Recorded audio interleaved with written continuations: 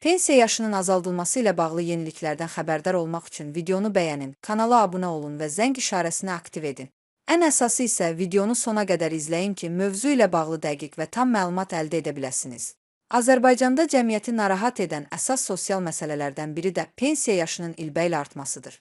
Maraqlıdır, pensiya yaşı yenidən artırıla bilərmi?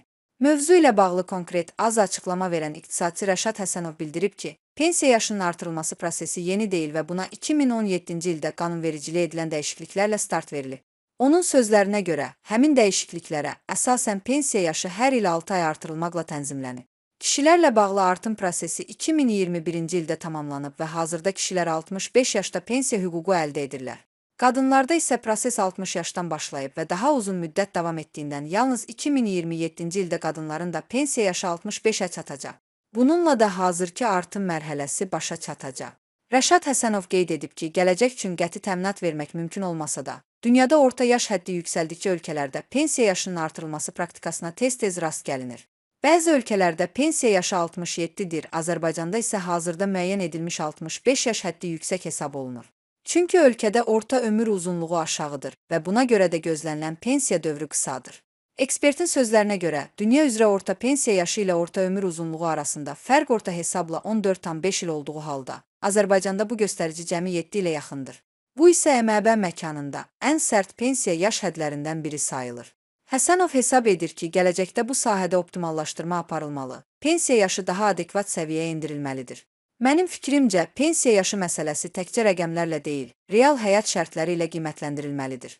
Qanunvericilikdə yaş həddinin mərhələli şəkildə artırılması fiskal baxımdan, büdcə yükünün azalması, pensiya fondunun dayanıqlığı başa düşüləndir. Ancaq sosial ədalət baxımından bu yanaşma hər kəs üçün eyni dərəcədə uyğun deyil. Azərbaycanda əmək bazarının xüsusiyyətlərini də nəzərə almaq lazımdır. Bir çox insanlar, xüsusən fiziki əmək tələb edən sahələrdə çalışanlar üçün 60-65 yaş aralığında işləmək real olaraq çətindir. Üstəlik, yaşlı insanların iş tapmaq imkanları məhduddur. Nəticədə pensiya yaşı yüksəldikcə bəzi vətəndaşlar nə tam işləyə, nə də pensiya ala bilirlər ki, bu da sosial riskləri artırır. Digər tərəfdən, ekspertin vurğuladığı kimi, orta ömür uzunluğu ilə pensiya yaşı arasındakı fərqin çox az olması ciddi problemdir. İnsan illərlə sosial sığorta haqqı ödəyir, amma pensiyadan istifadə müddəti çox qısa olur. Bu, vətəndaşlarda sistemə inamı azalda bilər. Düşünürəm ki, gələcəkdə vahid pensiya yaşı əvəzinə daha çevik modellər müzakirə oluna bilər. Ağır və zərərli sahələrdə çalışanlar üçün daha erkən pensiya. Könüllü olaraq gec pensiyaya çıxanlara əlavə üstünlüklər. Əmək stajı uzun olan şəxslər üçün yaş həddinin yumşaldılması.